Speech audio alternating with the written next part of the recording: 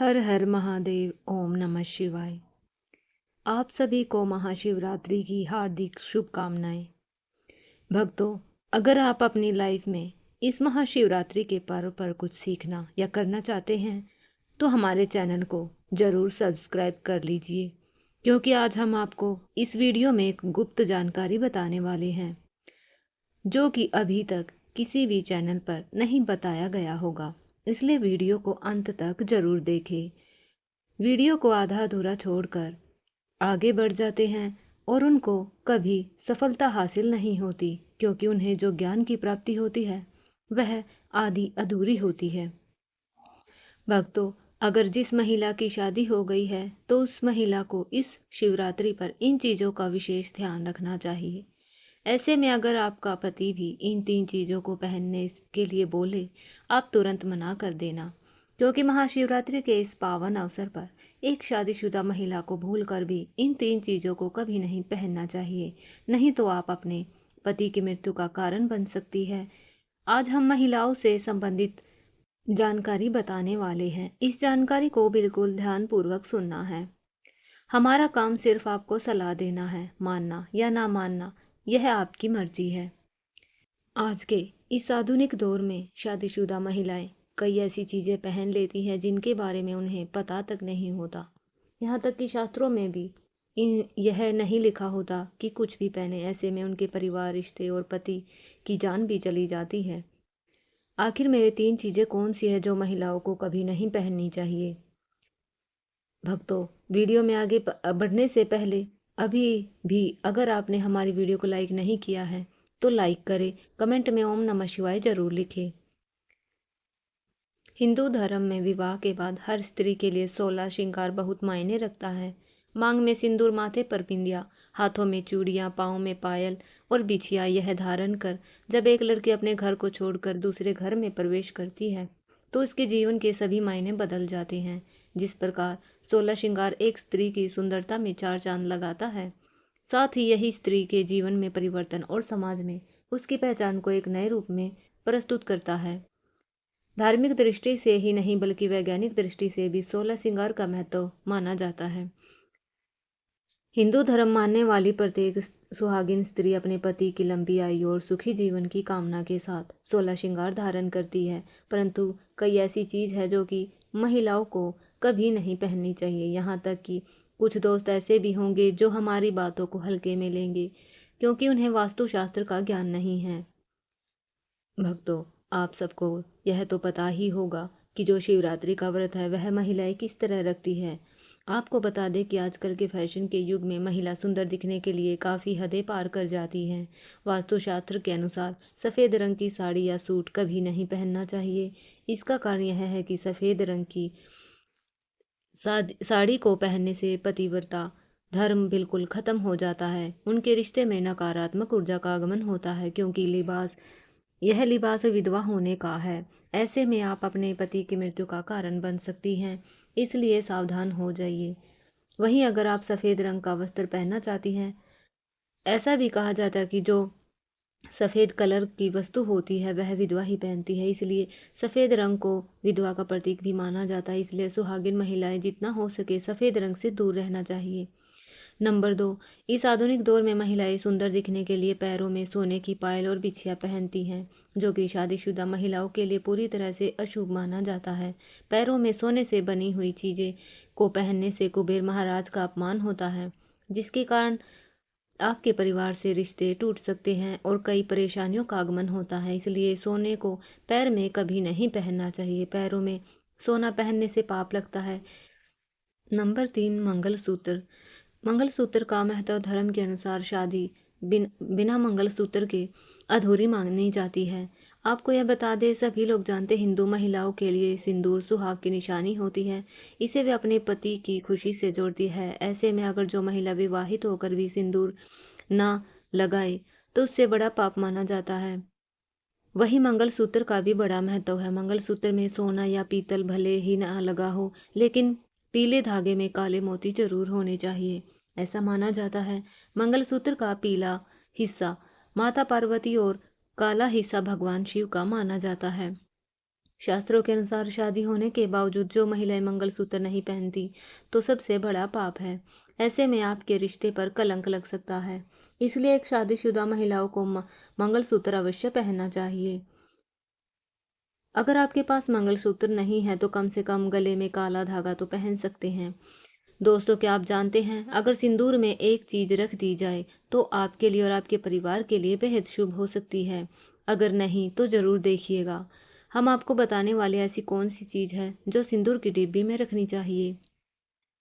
धार्मिक मान्यता के अनुसार सिंदूर लगाने के कई ऐसे नियम होते हैं जिनका पालन करना जरूरी होता है। सिंदूर लगाने के मामले में जो भी नियम बनाए गए हैं, सभी सुहागिन महिलाओं को इन नियमों को ध्यानपूर्वक पालन करना चाहिए। उनके जीवन में परेशानियां उत्पन्न होने लगती है जो महिलाएं सिंदूर के नियमों का पालन नहीं करती। सिंदूर लगाने के वह कौन से नियम हैं जिनका पालन हर महिला को करना चाहिए। सिंदूर का गिरना बहुत ही अपशगुन माना जाता है, इसलिए हमें हमेशा बच्चों से दूर रखना चाहिए। अगर आप किसी ऐसी जगह पर रखेंगे तो बच्चों से हाथ हाथ लगाएंगे और गिर सकता है। मांग के लिए आप हमेशा ही सूखे सिंदूर का इस्तेमाल करें। आजकल मार्केट में ट्रेंड के लिए कई तरह के लिक्विड सिंदूर उपलब्ध है, क्योंकि वह लगाने के लिए अच्छे नहीं होते। कई महिलाओं को लगता है कि सिंदूर लगाते समय उनके माथे पर गिर जाता है, तो माथे से सिंदूर का गिरना बहुत शुभ होता है, मतलब कि आपका पति आपसे बहुत प्यार करता है। नंबर 3, हमें नज़र ना लगना।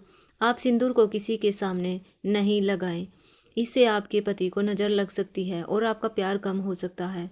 चौथा, सिंदूर अगर गिर जाए तो उसे इकट्ठा करके इधर उधर ना फेंके। सिंदूर को इकट्ठा करके माथे से लगाकर किसी पेड़ के नीचे रखें। नंबर 5, अगर आप एक सूखे सिंदूर सही तरीके से नहीं लगाते तो अपनी उंगलियां माचिस की तिल्ली को थोड़ा सा गीला करके सिंदूर मिक्स करके माथे पर लगा सकती हैं। नंबर 6, शादीशुदा महिलाओं को सदैव सिंदूर अपने पैसे से खरीद कर ही लगाना चाहिए। किसी अन्य के पैसे से खरीदा गया सिंदूर लगाने से बचे। वहीं अगर आपको किसी ने सिंदूर दिया हुआ सिंदूर लगाती हैं तो इससे बड़ा अनर्थ हो सकता है। सबसे पहले महिला को सिंदूर लगाने से पहले महिला को नहा लेना चाहिए, पूजा पाठ करनी चाहिए। उसके बाद ही माथे पर सिंदूर लगाए और लगाते समय सदैव अपने पति की लंबी आयु और उसकी सफलता के बारे में ही सोचे। महिलाओं को इससे उनका भाग्य और भी प्रबल एवं शक्तिशाली बनता है। सुहागिन महिलाओं को उपहार में मिले सिंदूर का प्रयोग करने से बचना चाहिए। शास्त्रों में उपहार में मिले सिंदूर का प्रयोग करना अशुभ है। केवल अपने पति का दिया हुआ सिंदूर ही लगाएं। शादीशुदा महिलाओं के लिए बड़े ही शुभ हैं।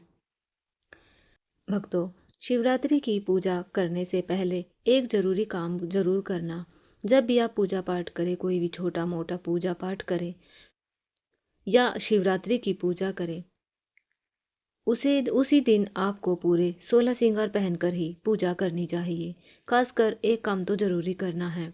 आपकी शादी का जो सिंदूर है, आपको उसे सिंदूर को ही जरूर लगाना, यदि यह काफ़ी ज़्यादा शुभ माना जाता है। कहा जाता है अगर कोई स्त्री अपने शादी वाले सिंदूर को पूजा पाठ के दौरान उसे इस्तेमाल करती है, इससे उसके पति हमेशा तरक्की करता है और कभी भी अड़चन नहीं आती। हमेशा पति एक अच्छी खुशहाल जीवन व्यतीत करता है। अब हम आपको बता देते हैं कि महाशिवरात्रि की सही डेट, टाइम और पूजा विधि क्या है। महाशिवरात्रि 15 फरवरी 2026 रविवार को मनाई जाएगी। इस दिन चतुर्दशी तिथि 14 फरवरी की रात से प्रारंभ होकर 15 फरवरी की रात तक रहेगी और रात्रि में पूजन विशेष का महत्व है। भक्त अपनी सुविधा अनुसार रात्रि के चारों प्रहर में शिवलिंग का जल, दूध, दही, घी, शहद और गंगा जल से अभिषेक कर सकते हैं। प्रातःकाल स्नान करने के बाद संकल्प ले, साफ वस्त्र धारण करें, शिवलिंग पर बेल पत्र, धतूरा, भस्म, अक्षत, पुष्प अर्पित करें, ओम नमः शिवाय का जाप करें और शिव चालीसा, रुद्राष्टक का पाठ करें। रात्रि जागरण, दीपदान और अंत में शिव परिवार की आरती करके अगले दिन पारण करें। इस व्रत से आपको पापों का क्षय, मनोकामना पूर्ति और आध्यात्मिक उन्नति का फल प्राप्त होता है। महाशिवरात्रि का पावन पर्व अत्यंत संयम, शुद्धता और भक्ति का प्रतीक माना गया है। इस व्रत को रखते समय आचरण, विचार और भोजन तीनों में सावधानी रखनी चाहिए। सबसे पहले तो भक्त को इस दिन क्रोध, अहंकार, झूठ, छल, कपट, निंदा किसी भी प्रकार के विवाद से दूर रहना चाहिए। इस दिन भक्त को तामसिक नशीले पदार्थों से भी दूर रहना चाहिए। गेहूं और दालों का त्याग भी किया जाता है। व्रत में केवल सात्विक और शुद्ध फलाहार ग्रहण करना चाहिए।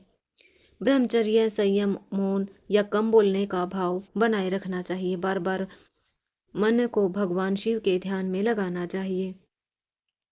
शिवलिंग पर गंगा जल, दूध, दही, शहद, घी से अभिषेक करने के बाद अक्षत और पुष्प अर्पित करें। ओम नमः शिवाय मंत्र का जाप करें। महाशिवरात्रि की रात एक स्वच्छ तांबे के पात्र में जल भरकर उसे अपने सिरहाने या तकिए के पास रखें। शुद्धता, शीतलता का प्रतीक माना जाता है। तांबा परंपरागत रूप से पवित्रता और संतुलन का सूचक माना गया है। सोने से पहले कुछ क्षण मौन रहकर जल को प्रणाम करें। संकल्प ले कि आपके विचार निर्मल और शांत रहे। यह अभ्यास मन को ठहराव देता है। ऐसा करने से व्यक्ति को भीतर से संतुलन और सौम्यता अनुभव होने लगती है। महाशिवरात्रि की रात सफ़ेद चंदन की डली या चंदन तिलक पास रखना चाहिए। महाशिवरात्रि की रात्रि में सफ़ेद चंदन की छोटी डली या चंदन का तिलक डिब्बी तकिए के नीचे रखना शीतलता, पवित्रता और विवेक का प्रतीक माना जाता है। सोने से पहले ललाट पर हल्का चंदन लगाकर 11 बार ओम नमः शिवाय मंत्र का जाप करें। चंदन को सम्मान से सिरहाने रखें। यह अभ्यास व्यक्ति को क्रोध, आवेग से दूर रहने में और वाणी में मधुरता लाने में मदद करता है। सुबह उठकर उसी चंदन से पुनः तिलक करें। यह दिन भर आपको संयम और शांति का स्मरण कराता है। रुद्राक्ष की माला को महाशिवरात्रि की रात स्वच्छ कपड़े में रखकर अपने तकिए के नीचे या सिरहाने रखें। रुद्राक्ष को ध्यान, जप की एकाग्रता का प्रतीक माना गया है। सोने से पहले कुछ समय माला हाथ में लेकर ओम नमः शिवाय का जाप करें। फिर उसे सम्मानपूर्वक अपने पास रखें और संकल्प ले कि आप अपने विचारों और कर्मों में सजगता बनाए रखेंगे। यह अभ्यास मन को लक्ष्य की ओर केंद्रित करता है, अनावश्यक चिंताओं की से दूरी बनाने की प्रेरणा देता है। भक्तों, इस महाशिवरात्रि आप क्रोध, अहंकार, नकारात्मकता और बुरे विचारों का त्याग करें। अपने मन को शिवमय बनाएं। चारों प्रहरों की पूजा, ओम नमः शिवाय मंत्र का जाप, रात्रि जागरण और सच्चे भाव से किया गया अभिषेक आपके जीवन में सुख, शांति और उन्नति लेकर आएगा। यदि आप चाहते हैं भोलेनाथ की कृपा आप और आपके परिवार पर बनी रहे, तो इस पावन अवसर पर अपने हृदय से हर हर महादेव अवश्य लिखें। वीडियो को लाइक करें, चैनल को सब्सक्राइब करें और इस दिव्य जानकारी को अधिक से अधिक भक्तों तक अवश्य पहुंचाएं, ताकि सभी पर शिव कृपा बनी रहे। भोलेनाथ आपके जीवन से दुख, दरिद्रता और बाधाओं को दूर करे और आपके घर में सुख, शांति का वास हो।